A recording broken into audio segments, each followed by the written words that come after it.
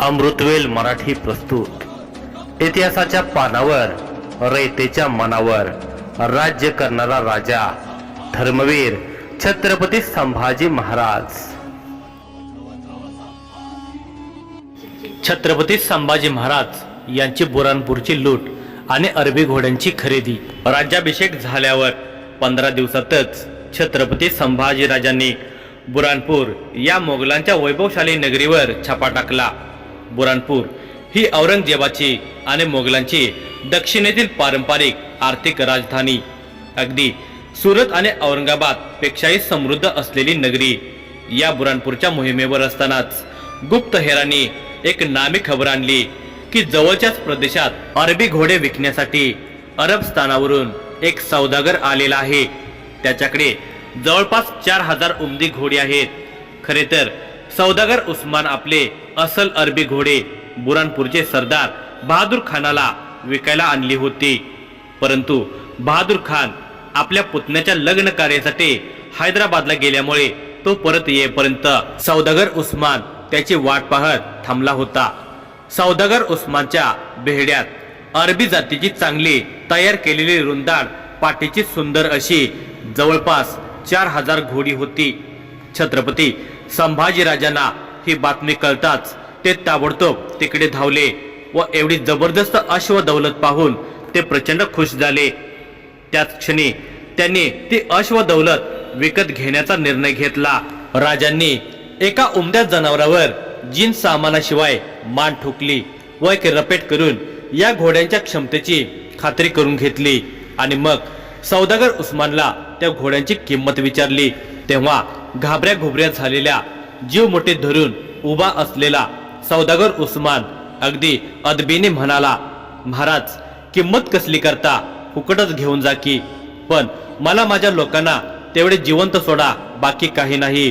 तेव्हा राजे म्हणाले, अरे तुझी असेल ती किंमत सांग, पूर्ण रोखीने पैसे देण्याची माझी तयारी आहे, तू काळजी करू नकोस, भरोसा ठेव, निश्चिंत हो।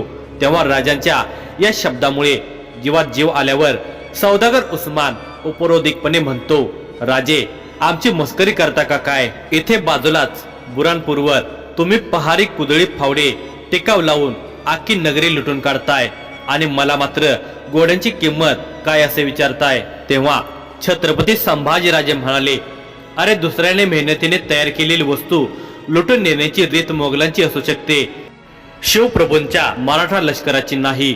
जनतेच्या वस्तू फुकट आणि जबरदस्तीने उचलून नेण्याची स्वराज्याची रीत केव्हाच असू शकत नाही। तू ज्या मेहनतीने कष्टाने ही अश्व दौलत जोपासली वाढवली आणि तू ती विकण्यासाठी एवढे लांब आलेला आहेस, तेव्हा काहीतरी नफा मिळवण्यासाठीच ना। तुझ्या त्या मेहनतीचे चीज व्हायला पाहिजे व तुला तुझा नफा हा मिळालाच पाहिजे। तेव्हा तू या 4000 घोड्यांची किंमत सांग, आका तांडाच आम्ही विकत घेऊ। तेव्हा धीर धरून सौदागर उस्मानने घोड्यांची असलेली किंमत सांगितली।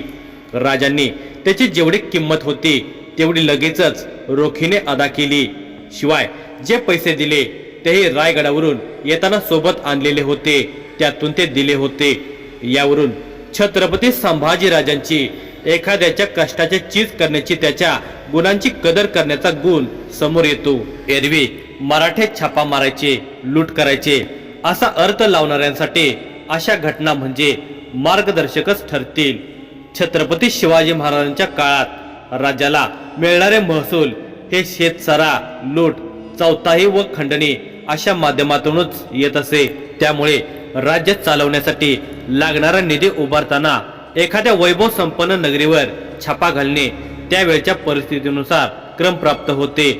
परंतु अशा प्रसंगीही मराठा लष्कर विनाकारण कोणाचा जीव घेत नव्हते किंवा त्या ठिकाणच्या आया बहिणींची इज्जतीला हात लावत नव्हते। अन्यथा सौदागर उस्मानची घोडी जरी मराठा लष्कराने त्यावेळी पळवून आणली असती तरी त्याचा कोणी जाप विचारला नसता।